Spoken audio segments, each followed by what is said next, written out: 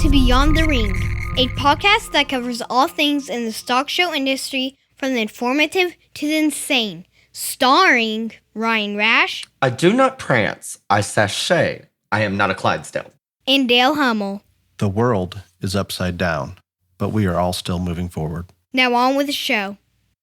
Welcome to Beyond the Ring. This is Dale Hummel, along with the world-famous Ryan Rash. Hello. Ryan, as everybody knows, the world is upside down. It's easy to go negative, but we're going to start off this episode on a positive note. Tell me about your weekend.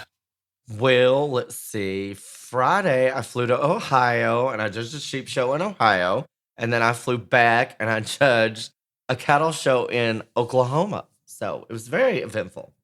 And you've been judging shows now for 2 or 3 weeks, and some of us are just getting out to our first shows. And I had an amazing weekend. My daughter, Tara, and I had the opportunity to go up to Wisconsin Angus State Preview Show to judge that show. And just being at a livestock event that's semi-normal and getting a chance to be back in that environment, it feels good. And when I say semi-normal, and this was one of the earlier shows for the state of Wisconsin, they had some restrictions, limited to 50 people in the show ring building at a time. They were showing off the trailers. Definitely some things in terms of restrictions, but not anything that the exhibitors were complaining about. They're just happy to be there. And I'm sure you saw the same things over the weekend. I got some complaints about you. I had several Snapchats of you judging at the Wisconsin show, and all of them were very disappointed that, number one, you were not wearing a hazmat suit, and number two, since you were wearing normal clothes, I had not made more of an impression on your fashion choices. So I just want you to know, Dale, you keep joking about me being famous. Now you are getting famous because of me. So you're going to have to up your game on this wardrobe. And my starched jeans and white shirt and plain tie that didn't go. Navy tie. I mean, it was like FFA 101. It was great. No, it was enjoyable. Actually, and on the way home, because we are in Illinois and we are still very much locked down, on the way home from the Angus show, Tara and I stopped at a Mexican restaurant in Janesville, Wisconsin. It was amazing. I'm officially declaring Janesville, Wisconsin, the hot spot for Mexican food. Mexican food in Wisconsin. I would agree. It doesn't sound like the most appealing thing, but it was good. Maybe I've just been pulled back and away from restaurants for 3 or 4 months. Maybe I was just excited to be there, and the perception played a role in that. But it was good. It was really good. I'm just impressed you went and sat down in a restaurant. I'm to the point that, and we talked about it in the last episode a little bit, we're past flattening the curve. We have everything we need in terms of hospital space and preparations that it's time to go. And even to the point, and I don't know that I should discuss this on a public forum, but Ryan, my family and I are leaving next Monday for a vacation. Yes, you're going to go lay on a beach. Getting on an airplane. Like you did in Australia. Flying to Florida and going to end up in Gulf Shore, Alabama. And some friends of mine have been there the last couple of weeks, and they say it's nearly 100% open, very normalized and enjoyable. I'm looking forward to it. Well, that's nice that some of us can take a vacation and the other of us have to go out and, do what they can to save the livestock industry. But that's fine, Dale. Glad you're going to get to go be a beach bum for a weekend. I appreciate that vote of confidence. Some other optimism. The report came out earlier this week of 2.5 million jobs added to the workforce in May. Record high numbers that have ever been recorded. Obviously, this is people being brought back to work since the country's been locked down, and I think it's needed. It needs to happen, but it is a sign that we're going in the right direction. You sound so positive, Dale. This is unlike it is. You. Maybe it's time to face the facts now, though. What? We have had nearly 2 weeks of protests without any concern of social distancing, zero negative coverage from the media on any risk of COVID-19 spreading. With that, who decides that it's okay to protest from a civil liberty standpoint versus maybe small business owners going out there trying to defend their livelihood and the livelihood of their employees? Who makes these decisions? You have missed everything. I do not know where you have been. They have found the cure for COVID-19. It's a riot. Just like that. It's cured. Literally.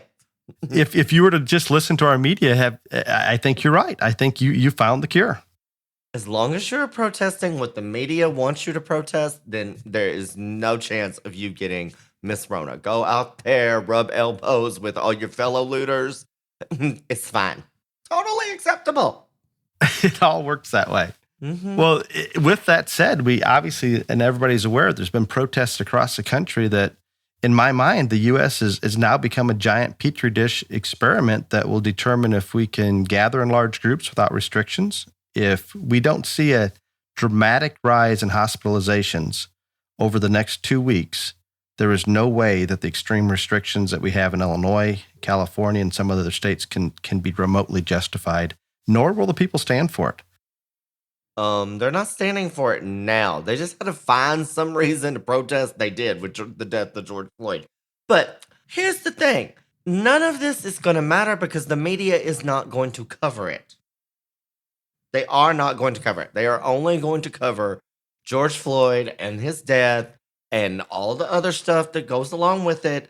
I mean, we've had 3 funerals now. Poor man was finally laid to rest. I don't care if everyone gets hospitalized 2 weeks after this. They're not going to blame it on the fact that they were out there protesting, rioting, and looting over George Floyd's death. They will not blame it on that. Mark my words. You're correct. I don't think it's going to be out there, but would we not be foolish to not use these numbers or somebody to gather these numbers to examine and take full advantage of what's already been done to determine, yeah, it's perfectly okay to open up. No, it's not. World Health Organization here just a few days ago, they came out in the morning and said, well, asymptomatic spread is highly unlikely. And then they changed their mind a few hours later. In the morning, it was asymptomatic spread was not possible. And then like 6 hours later, oops, sorry about that. We were wrong. It is. Totally. Well, while we're on that general topic of some protests and riots, and to me, there is a big difference between the two, and I don't think we need to go into a definition.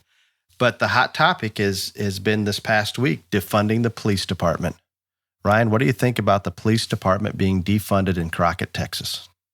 Well, first off, you ain't never been to Crockett, Texas, and we have a police department, but we don't have just a whole lot going on here. Like, for instance, when the office burned down, the TJLA office burned down in December, that was probably the biggest Scooby-Doo mystery machine thing that's happened in this town in 15 years. So they drug it out for like 3 weeks. We don't have a lot going on here, but let me tell you about what I do think about defunding the police. These same people that want to take all your guns away from you now want to take the police away from you, but they said you didn't need your guns because we had the police. So make some sense out of that, America.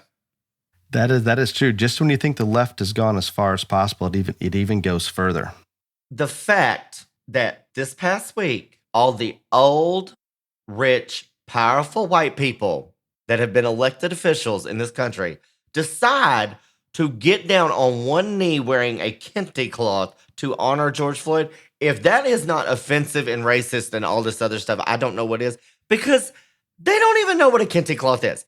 It is a symbol of heritage and pride in Ghana. Do you know where Ghana is, Dale? It's not in North Carolina where George Floyd was born or raised in Houston, Texas. Idiots. You think we're trying for some symbolism here, but they maybe missed the point by a little bit. It's called pandering. Pandering. And people are idiots and watch it and go, oh, isn't that sweet? When they don't know anything about it, what it actually means. It truly is offensive to everyone. They're obviously trying to protest an injustice or bring attention to it, but we'll always have injustice in society, some level of racism in the world, but we cannot judge the entire police force across the country because of the few bad apples. And this has been said many times, I'm sure, in the past week or so.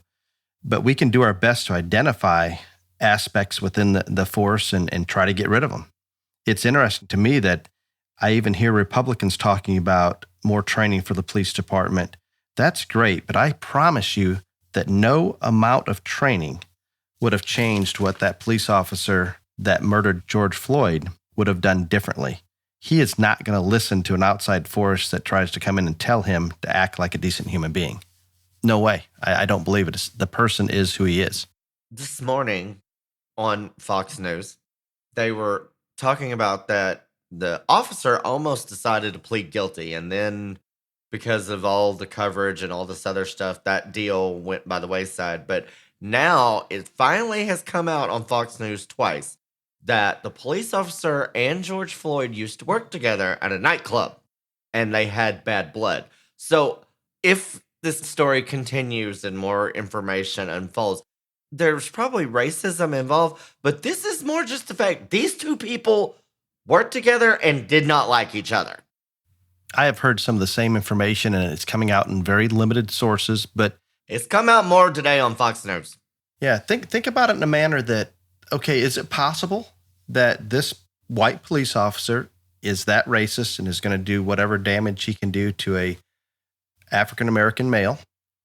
It's possible. It's not very likely just out of the blue that they didn't know each other and something like this is going to happen. But when you talk about them knowing each other, working in nightclubs together, in my opinion, it seems to be much more logical that there was bad blood there. It seems more logical from the standpoint that the other police officer around him almost knew that maybe there was something there and in not stepping in to try to help someone that they randomly just picked up. I mean, it makes so much sense that there's a whole lot more underneath this story. And I'm not saying it wasn't racism, but it's very likely whether George Floyd was black or white, that bad blood between him and that police officer was there, and it would have happened irregardless of color.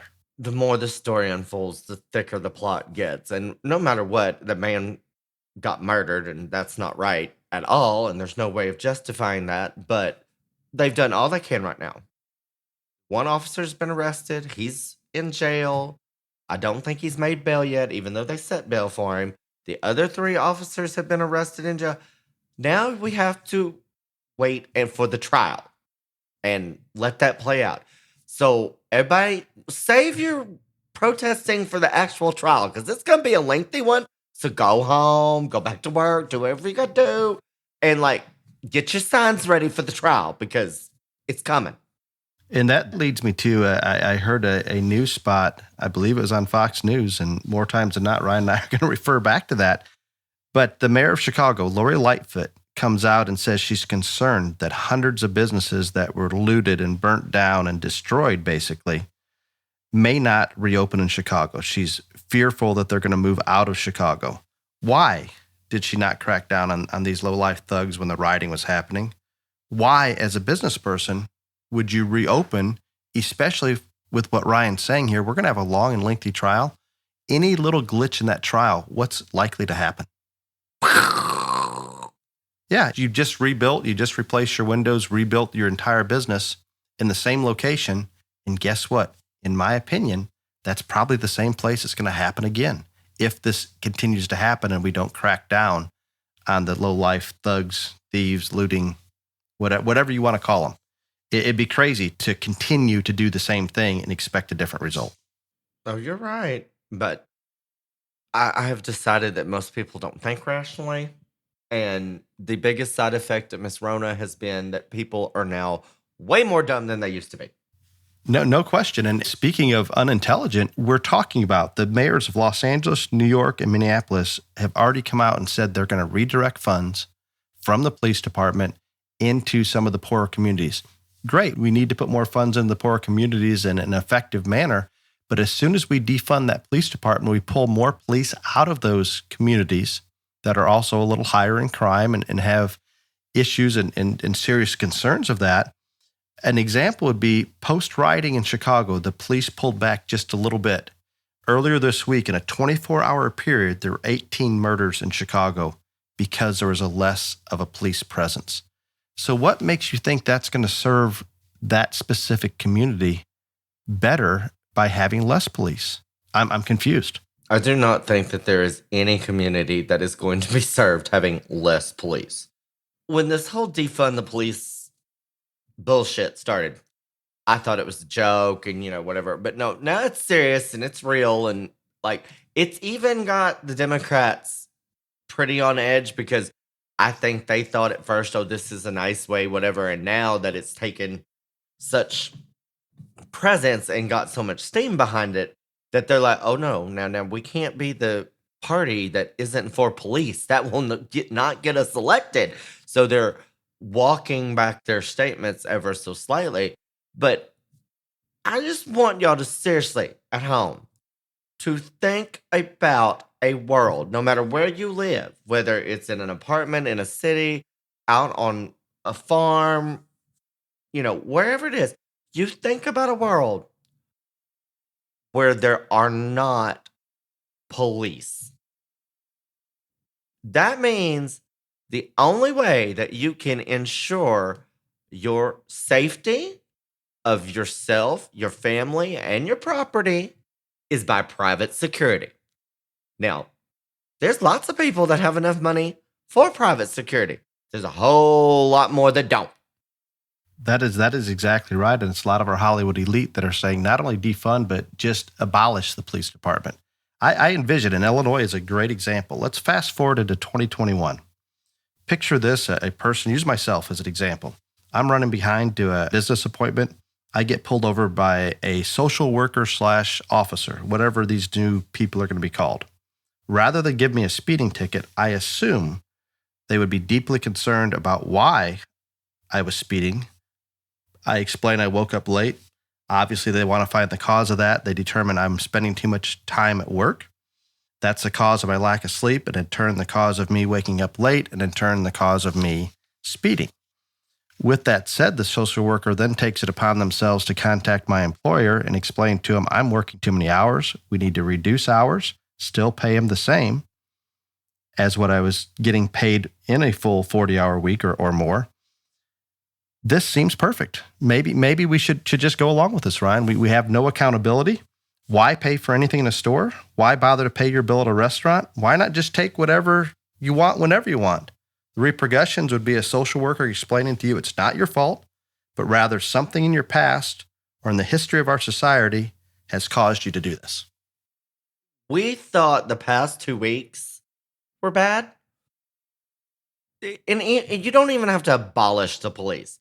The fact, if any of this defund the police movement goes through, I don't think people realize, I'm not putting a dollar figure on it, but I'm talking about the mental effect of defunding the police. That is going to make a large portion of our society think that what the police say and what they try to do and their job is not as important or valid, and they're not going to be as law-abiding as they used to be if this really goes through. I believe that. Like, you will have more people standing up to police saying, no, I'm not going to listen to you. No, you're not. I mean, it's going to be a wreck.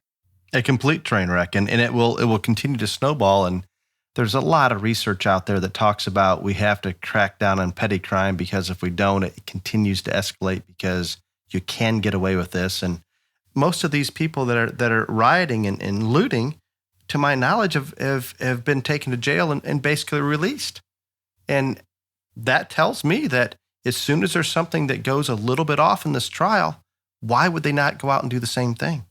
No, I think they will. Things don't have to go off. Like, someone will say something, or there'll be some evidence presented that somebody doesn't like, and it will start up all over again because they'll say it's rigged and all this. I mean, this is not over. This is so not over. What does need to be over is this defund the police nonsense. And I know that Trump is supposedly coming out with some police reform, and it's supposedly focusing on the 3 T's: transparency, training, and termination. And like, that's fine and dandy. I get it. This is a big event. It was senseless. Man was murdered. It was by a cop. No matter what the circumstances are, some things need to change. But there are bad actors in every profession in life. That does not mean that everybody that is a police officer is bad. Just like there are some people in our industry that's bad. That doesn't mean all of us are crooks, but there needs to be some reform. But this defund the police movement is probably the scariest thing I've ever seen in my lifetime. I'm being real serious. Ryan, you're absolutely on track. And I guess maybe I'm trying to look at a bigger picture here and why are these things? When you and I are sitting here and I assume most of the people in our industry thinking some of these ideas are so far out there and so ridiculous that there's no intelligent base for it whatsoever. I almost go back to the imbalance in our educational system that is setting the tone for a very liberal entitlement type of agenda that our children are experienced through junior high, high school, and then particularly when you get into some of the four-year institutions. I'm honestly cautious about my children going through a four-year institution. You always know that the base has been formed and so forth, but I'm afraid we're looking at a microcosm here as far as defunding the police, but even an idea like that is coming from a bigger picture. And I'm concerned about, in general, the influence that some of the extreme liberal left that are most of our instructors and professors in colleges and universities, and I'm not trying to be negative towards them. I taught for 20 some years at a college here in Illinois, and I certainly was one of the few that maybe had a little bit different mindset on that. But it concerns me, and I think it's a much bigger issue that unfortunately I'm fearful we're going to continue to have to deal with for many years. It's a world gone mad. That's all I can tell you. I'm there. Well, let's go on to our topic, and we've kind of went on a little long maybe in our current events, but there's a lot going on in the world, and this certainly isn't normal. But what we're going to try to address today is we talked about fitting the judge in our last episode. This episode, I want to talk about how are ideals established in the show ring? Where do we base what we're selecting in that market steer ring or that Angus breeding female ring or the goat ring or any species? Where does that baseline? We don't have an absolute score sheet that says, okay, here's what we're doing. And we talked about all judges having different preferences, but is there any resemblance of a standard that we've tried to adhere to over the years, and maybe where has it evolved to? Ryan, I know that you have some thoughts on this, and we may not agree 100% on all these, and that's a good thing. But let's talk about that, and I guess we can go any direction with it we want in terms of what species, but who sets the baseline and or standard on what to select in the show ring? I'm dying for you to tell me. I'm curious, do you think there is there somebody or something? No, I don't. Nothing. People try to say all the time how you can tie the show world in back to the commercial operations and stuff like that, and I just don't agree with that at all. This is a niche market. It is completely detached from almost all things in the commercial industry. I don't see any similarities. People that try to tell me that there are similarities, I ask them to show them to me, and the stuff they come up with, I just don't see it the same way they do. I think the way that things happen in the show ring pretty much are a lot based on opinions. Not only just the judge's opinion, but the people that show to that judge's opinion of their judgment. And I think as judges, a lot of what you base how you sort the animals are comes from your background. And if you are a breeder of that species or that breed, what has worked for you is going to influence you. But what has worked for you and how that's influenced your livelihood is not anywhere close to the guy that's going to be judging in the second ring next to you at a jackpot show. So I've never seen a blueprint, a score sheet, or anything like this in terms of how we sort animals in a show ring. And I think it is a lot just you go out there, you do what you think is right. And a lot of it is the community decides on popular opinion if you should continue to get to do it. So what determines if that's popular? Obviously, those exhibitors are going to like a certain type or kind, but if we use the pig industry for an example, we're continually cycling from smaller, wider, maybe a little fatter hogs to bigger, leaner, cleaner hogs to sound hogs to crippled hogs.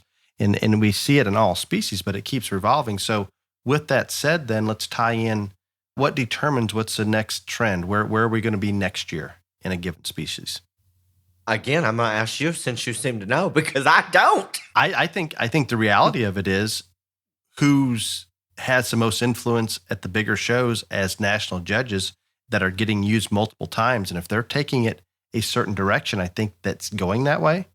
I think breeders have some influence because if, as a breeder, we don't make a certain type, and as a group of breeders, if that type doesn't exist, well, it's probably not going to be out there in the show ring to be used. So I'm gonna step back and give a little different perspective. And again, Ryan and I talked about this in the first episode, and I think it's very clear. We both come together and agree on many issues in our stock show industry, but we came to it from very different perspectives and different backgrounds. And just as Ryan has mentioned, because of my educational background for many years and the approach I took to the show ring when I first started judging it while I was in college, at that point, and Ryan likes to think that he's considerably younger than me, but I really don't think he is. At that, you would not know. At that point, I believe that there was a little more of a tie. And to me, and we're going to have another episode on the history of the show ring. It's something I'm very passionate about. I'm excited to share with people. And I think it's interesting, at least to those in our stock show world. But the history of the show ring and so forth has evolved that we would go, shows were created so people could go to those shows and educate themselves on what was good, what was bad, what was functional, what was not functional, or assuming that anyway. I know it's all very subjective, but we would take animals directly out of that show ring and put them into the commercial world. And we still were doing this in the hog ring. I mean, it was a long time ago, but I can remember some of that still happening. I'd like to think in some instances that in our purebred cattle shows, the breeding shows, that those bulls that are being used and or especially females will go back into purebred operations that eventually filter into the commercial world. I'm not saying they're that ideal breeding female for a given situation, but ultimately several generations down the line, they may contribute to a positive move in a commercial operation. So it's a little bit different. And if I kind of toss it back to Ryan, and Ryan is very much known for selecting on structural correctness and a good build. Under the pretense, Ryan, why do we want animals structurally correct? Why do we want them to be able to move well?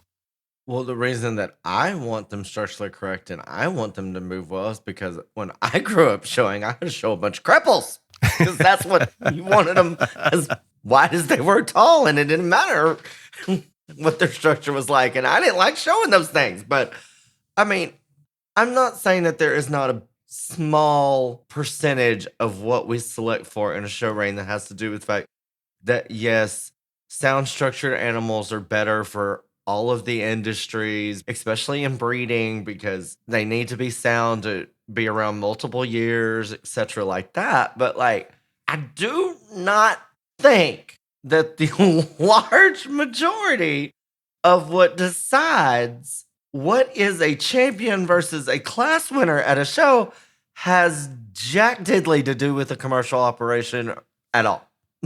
I can agree with that. And I think we've evolved into that portion, but I think we still are working off of a base that was determined at one point in the history that this is deemed structural correctness ties into longevity, body and ease of fleshing. And obviously now we feed a lot of corn and we get them way too fat, plays into being able to survive in certain conditions where feed resources maybe aren't the most plentiful. So I think there's a lot of things that came into play that set that base. And in this country, because our junior show ring has evolved the way it has, and I'm very much in favor of the direction it's gone, we have disassociated talking about when Ryan judges a steer show at the Arizona National. I had a chance to watch part of it. He's not going out there and talking a lot about, okay, where's this one going to be from a quality and yield grade standpoint, or how does this one fit into a Laura's lean beef grid versus some grid that may cater to the high-end restaurants that wants more marbling. But at the same time, why do we select for more muscle? Why wouldn't we select for narrow ones? It's easier to make them sounder. It's easier to make them good looking. Why do we want that? And then the more muscle, the better. There is an end product there. And I think we still adhere to some of those baselines that sometimes we forget about, maybe don't even realize we're doing. But if we don't have some blueprint of some sort, it's complete anarchy from the standpoint the judge can go out there and do whatever. And we kind of do to a certain degree. But the judge can go out there and do whatever. Literally. You're correct. And the repercussion would be is you don't get asked to do another show if it's not popular. But it's exactly what I said earlier. I don't disagree with that. And we've talked about this many times that we've evolved into making certain livestock species and show stock look a certain way. And the time that we put into those projects, especially the youth exhibitors and the time in their barn, we're building youth rather than necessarily determining what animal is perfect and what animal's not. It's all about far more than that. And I'm completely on board with that. And as long as we have a picture moving forward and we can have some consistency out there, it seems to be working. But just for an example, our show ring in the United States is completely detached from every other country in the world. They still are under the pretense that these cattle need to go back and have an impact. And it's interesting how our industry has grown, and it's far larger than any other country out there in terms of showing livestock. And it's evolved into this junior show ring, and the open shows aren't maybe as big as what they used to be. And without the junior dollars coming into this and buying these specifically market animals, a lot of times there's not enough dollars coming into the breeding operations to even continue. So it's something that I think is real. I think we're in a great place, but I still am a firm believer that we started with some type of base. And I used to talk about this with students in my animal science class. They would oftentimes not have a show ring background, and I would come back from judging a steer show, and we would do a kind of a current topics or what'd you do over the weekend. And I can remember on a couple occasions, students that had a livestock background but no real strong comprehension of the show ring. Well, you use this particular steer. Why did you do it, or where did it fit in? And a lot of times I'd try to explain to them it's very subjective. At that time, we would go out and try to use cattle that we would hope would make that low choice quality grade, or at least have enough finish on them to have a chance to make the low choice quality grade without sacrificing too much on a yield grade or cutability standpoint, and try to find that common ground that we could take this steer to the masses through the grocery store and it works. Now, you could be handed a grid and say, here's your specifications that you want A, B, and C, and definitely go that direction. But we have to kind of find that middle ground. And I can think back to many livestock judging contests when we're presented with a scenario. If we're in South Texas under extreme limited feed resources, we're going to look at that data or those EPDs much differently than if we're in the Midwest with abundant feed and labor and all the above. So it brings it back a little bit to the real world.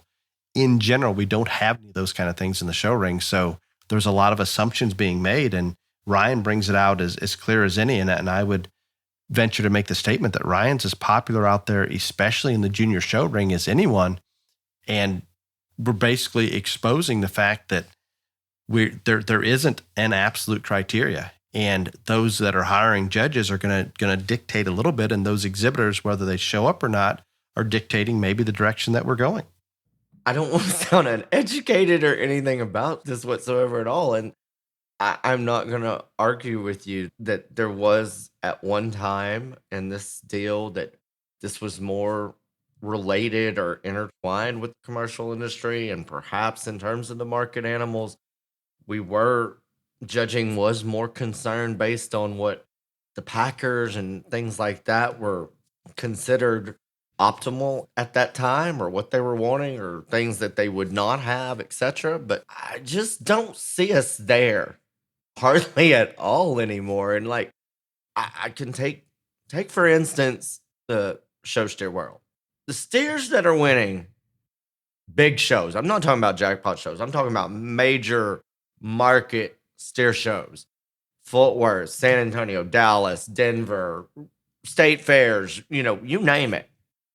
Those cattle are weighing in from 1,350 pounds to 1,450 pounds. And I'm not going to sugarcoat this with you people. That's their weigh-in or turn-in weight. That's not even close to what their actual live weight is. So if you're going to sit here and tell me that you think anybody in the commercial industry has a goal of producing steers that weigh 1,600 plus pounds, I guess I'm going to call you a liar. I 100% agree with where you're coming from in that, and no question there.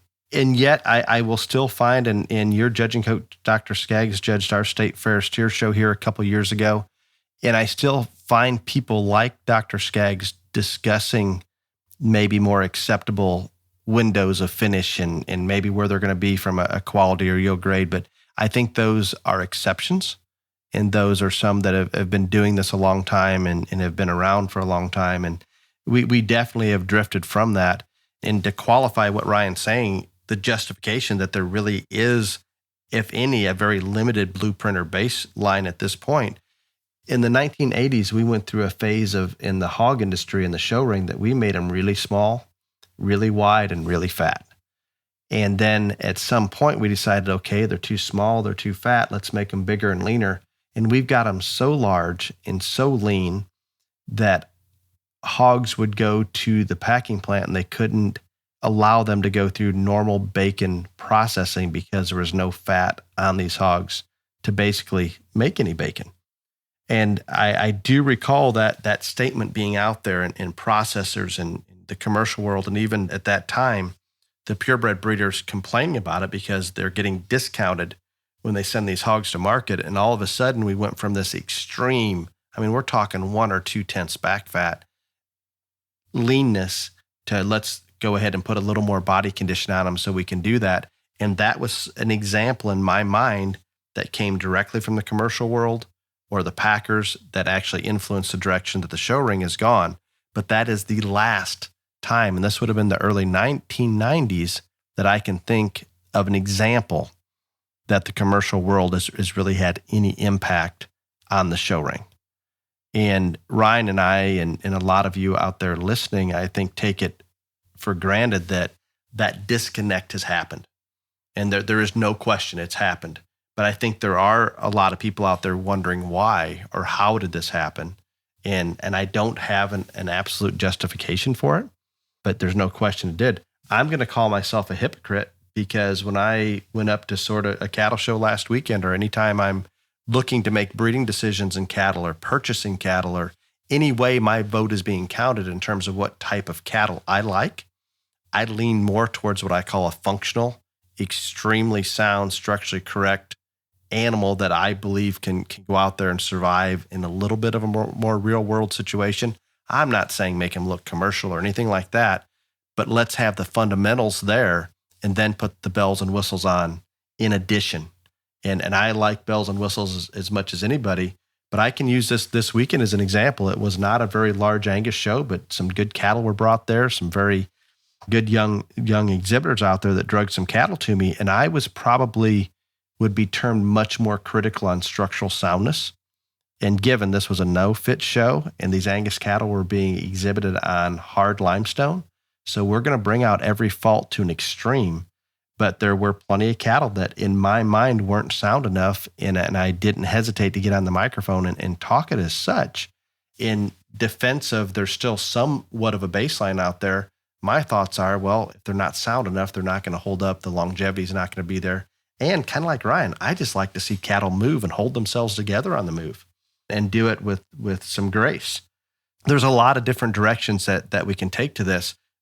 And back to me being hypocritical, I'm sitting here raising show goats for the weather industry specifically, and I can promise you that I'm not talking about how functional, how fast growing, how any of these things are.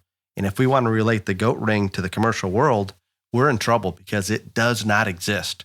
I can almost come out and say that I can take a lot of the blame or the credit that we took goats from looking like goats when they weren't very popular and made them look like quality livestock that Mother Nature never intended for a goat. In doing so, we took some practicality out of them. In the real goat world right now, we want goats that weigh 50 to 60 pounds in terms of their market weight. Not many or 50, 60 pounders are winning national shows. We're much, much heavier. We're approaching that in the Texas majors, where it's not uncommon to be 100 to 115 pounds. So we've detached that completely. And the type of goats that I'm raising, I would call unique and looking more like livestock, specifically sheep, which a goat was not intended to look that way. But we talk about our junior exhibitors and getting the goats into the mainstream.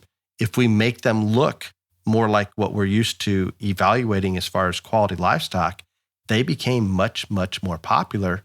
And if we were to take them back in Ryan's defense here and make them more commercial looking and truly functional in the commercial world, guess what? I don't know that anybody's going to be showing those because they don't like going out to the barn and feeding something that looks like that every day.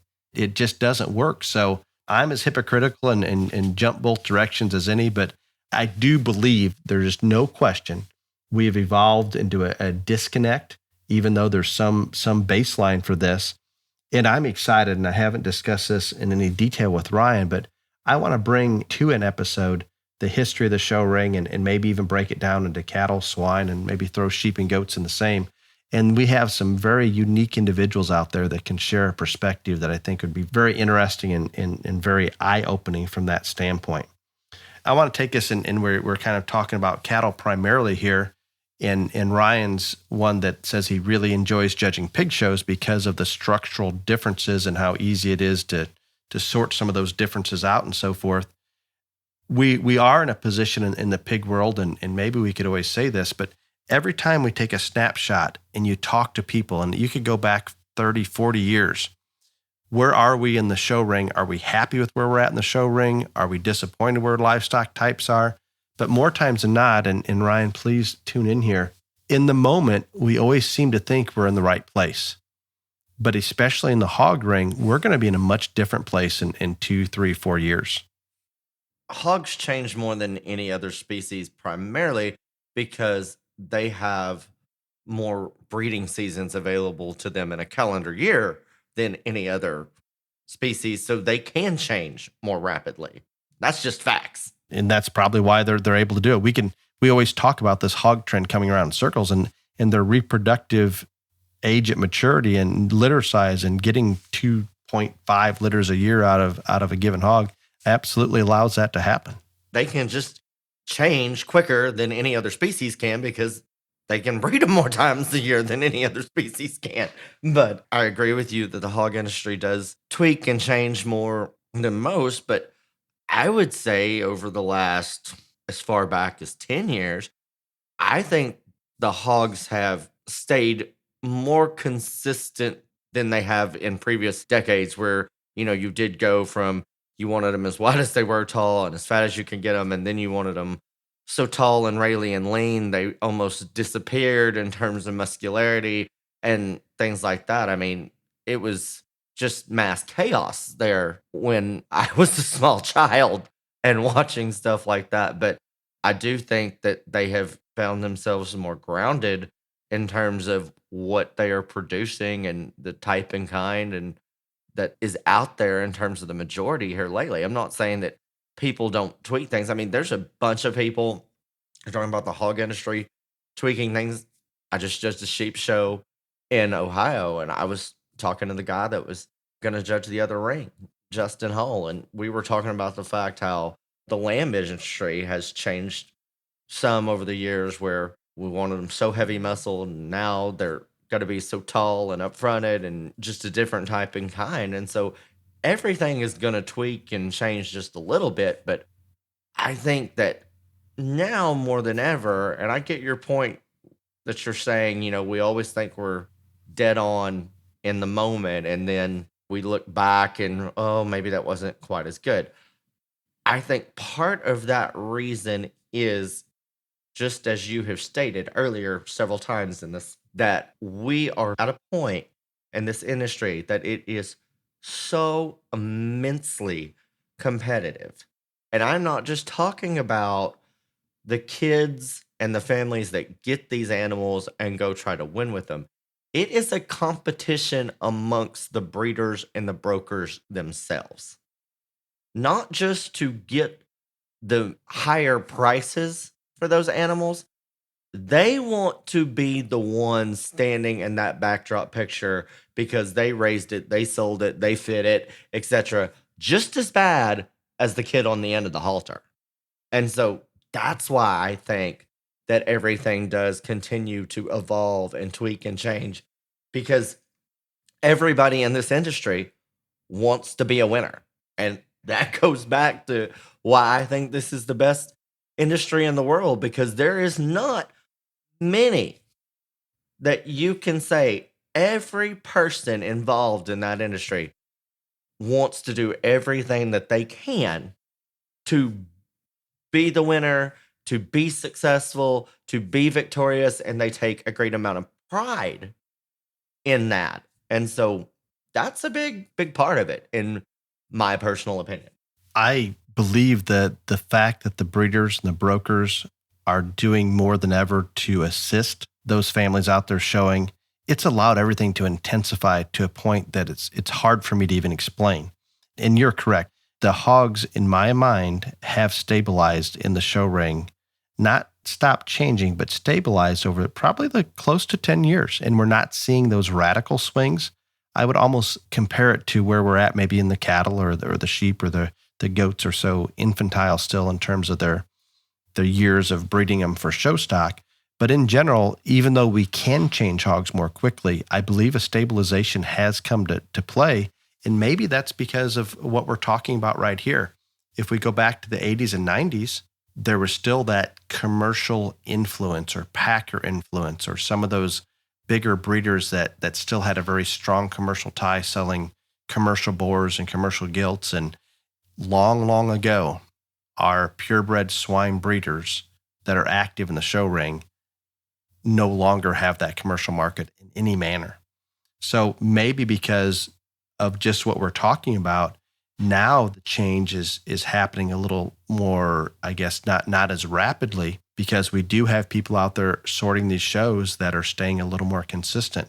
It's interesting to me, and I love that you bring the fact up of how incredibly competitive it's getting. And I know our last episode was on Fitting the Judge.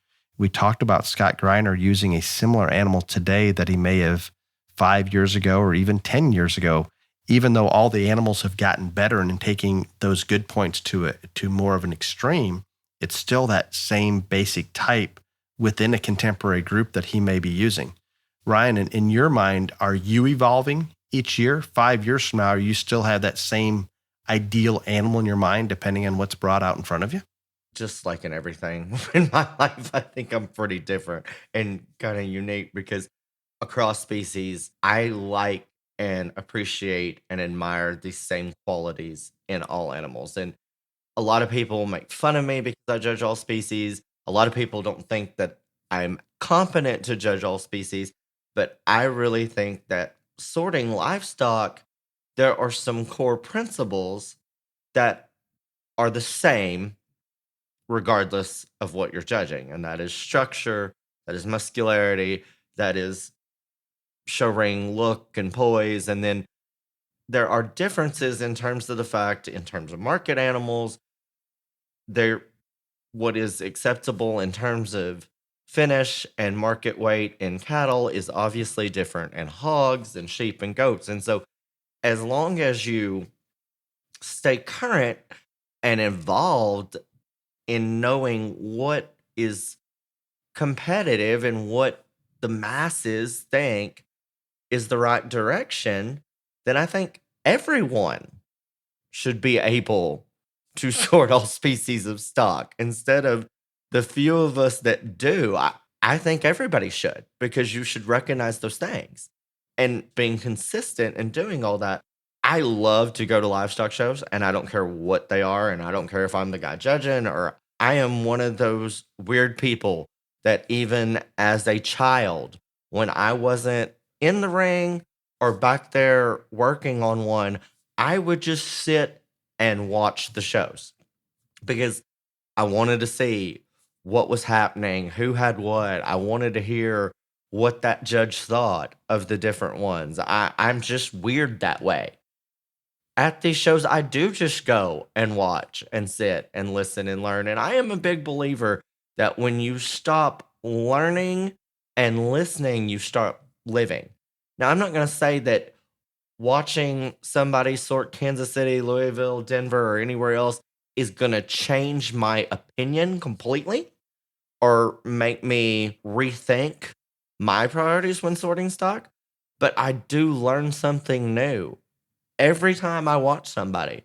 So while I think my basic principles of what I look for in livestock are pretty much the same, yes, I do see things at every show and I think, you know what, that's a valid point, or I don't think that's valid at all. And so little factors like that, yes, they do influence me in small ways. And, going back to the whole topic that you brought up, I do believe more than anything else, a person's life and livelihood and experiences and their personality, it all factors into how they sort shows. And that's just part of it. And that's kind of life. What happens to us, whether it's good, bad, or indifferent, makes us who we are. That's kind of the same in sorting stock. What has worked for you, what you have been successful with, what did not work for you. Like I said, in terms of showing steers, I won lots of steer shows. Lots of them with cattle that were super heavy muscled, really good looking, and a lot of them weren't very sound. And it's a lot harder to show a steer that's not sound than it is one that is good in terms of feet and legs. And so that has affected what I look for in terms of stock. And so I think all that plays into it, but not saying that at some point in time, the commercial industry did not play more of a factor. And maybe that blueprint of when that was is still in effect at some point. But the biggest decision that I can think of that has been commercially driven that's affected the show ring as of late is the Paylean situation in hogs, and it's caused enormous uproar. Good point. And that has nothing to do with what we're trying to do in terms of type and kind, but just from the commercial perspective, they're concerned about exporting pork. And if we have Paylean show up in some of these export hogs, we're going to be in trouble. And you're right. It's kind of turned that show world upside down because we have, as a show community, been utilizing Paylean at a high level to try to manipulate what these hogs look like. I'm not saying there's anything wrong with that, but in the commercial realm, it's something we're going to have to address, and it'll be interesting to see how shows handle that relative to trying to appease the commercial world. And I can compliment what Ryan's saying there with that life experience. And as we're just talking through this particular episode right now, my mind's going in a lot of different directions and trying to figure out exactly what determines that type of animal that's winning at the state fairs and the national shows. And there's no question it's subjective to that judge. And we talked about fitting the judge last episode. Ryan brings out a great point. Your life experiences and your background, if I rewind 10 years ago, I didn't even know what a goat was supposed to look like whatsoever. When we're out there looking at different genetics and what we want to purchase to build this wether goat producing operation, I was trying to figure out what did goat people want goats to look like. And that was a very wrong approach. Luckily, my wife Holly and our manager Craig didn't go that deep into it. They just looked at them as livestock, a little bit like what Ryan's talking about, that there's these base fundamentals that we can apply across species. And if you feel confident being able to sort those in one species, in all reality, you're going to be able to do it in the others with just a little bit of time or experience or practice. So with that said, if I go out and judge a goat show, and I don't do very many just because of the obvious conflict that it's likely we have genetics in a lot of shows across the country, but I can promise you that I do hold some of those basic principles across species, but because I've been in the breeding side of this wether goat business, those that are difficult for me to make, those that hit me with some of those unique pieces that look like quality livestock and come to us with that little thinner, tighter hide, a really good look and still built right and still all the bells and whistles. I know how hard it is to make those kind. I know how hard it is for a young exhibitor to feed and manage and exercise and get everything to look a certain way in that show ring. And when those come in, they hit me hard. And there's no question that I'm going to put more value and lean more towards using those that I know were hard to make, that are very unique maybe within the industry, before I'm going to use one that just maybe checks the boxes and a little bit plain that may fit a little better into what I talked about earlier, that commercial world. So I bounce all over the place from where I think a goat needs to look like to maybe what I think an Angus female needs to look like. And there's a lot of differences out there. And we keep coming back to how competitive it is and how much it takes to get to that level. And I don't see that changing anytime soon. And with that said, I'm going to throw another question to Ryan about trends. And everybody's always trying to, as a breeder, outguess where we're going to be in 2, 3, 4 years from now. If we think about the cattle business, the breeding decisions that are being made right now, we're about 2 years away from that animal being competitive in the show ring. So there's sometimes we need to kind of reach out there and think about the direction things are going. And Ryan, in the cattle industry in general, whether it's steers or females, I think what I see people using in the show ring, or at least talking about, and sometimes there's a big difference between what somebody talks about and what they see in their mind and actually what's there. I'm not saying there's inaccuracies. Oh, amen, and God bless America. But from what people are talking, it seems pretty easy to follow. The problem is sometimes what we're talking, we're not implementing. You can explain that better than anybody. Oh, no.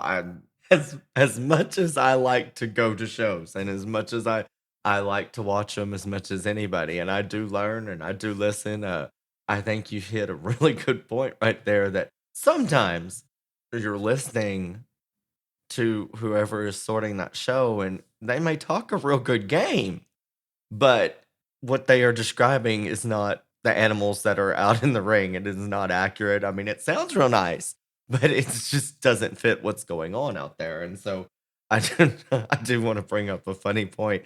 What you're talking about just a second ago, you mentioned that term check the boxes, and I literally despise that term.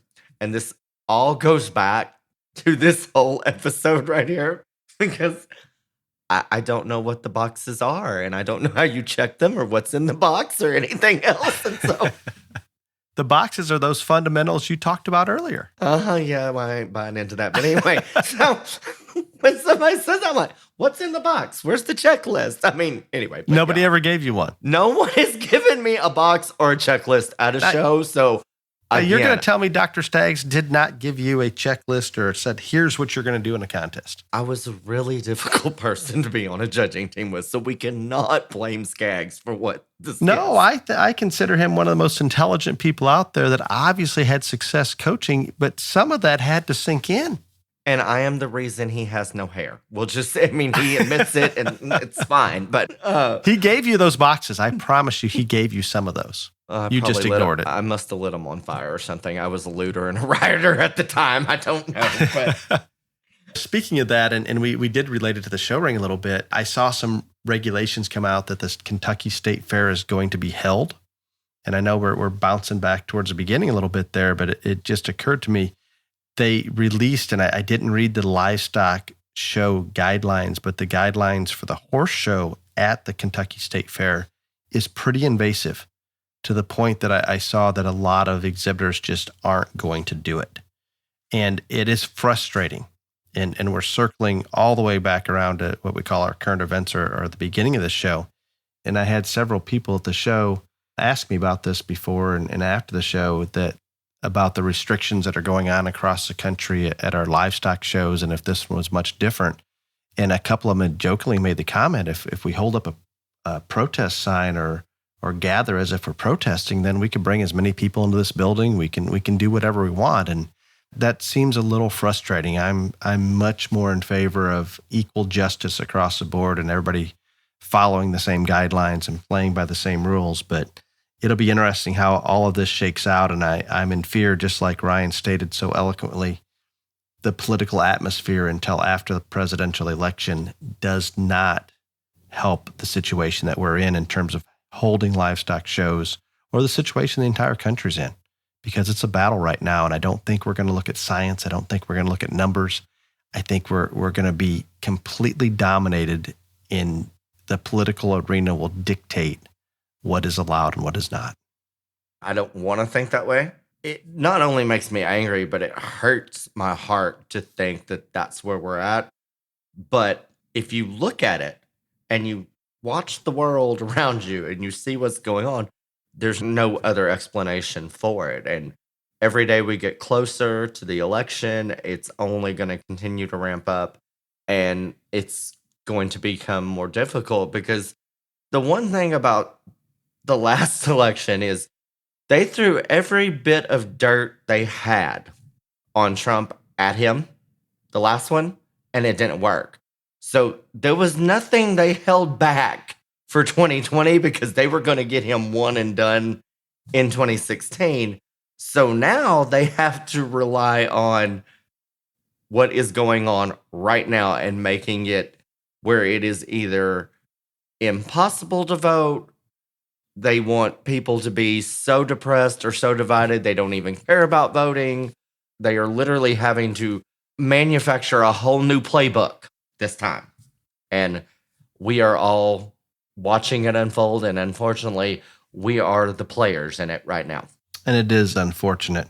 On a positive note, as we conclude this episode, I hope that Ryan and I were able to bring some insight, even though we don't completely agree on this topic. But I do think that we're in a good place in the livestock show world, especially the junior stock shows, that irregardless of what the ideal is in the ring and where that ideal came from or that baseline, all the benefits on how competitive it's become and all the good that comes from this industry, irregardless of what that animal in there looks like, as long as we can continue to work on that common goal and we can build kids and turn out a better person because of it, I think it's all going in the right direction. And Ryan, I appreciate your open and transparent discussion on this one. And we very much look forward to hosting another episode next week. Thank you to all those that listen, and we will visit with you then.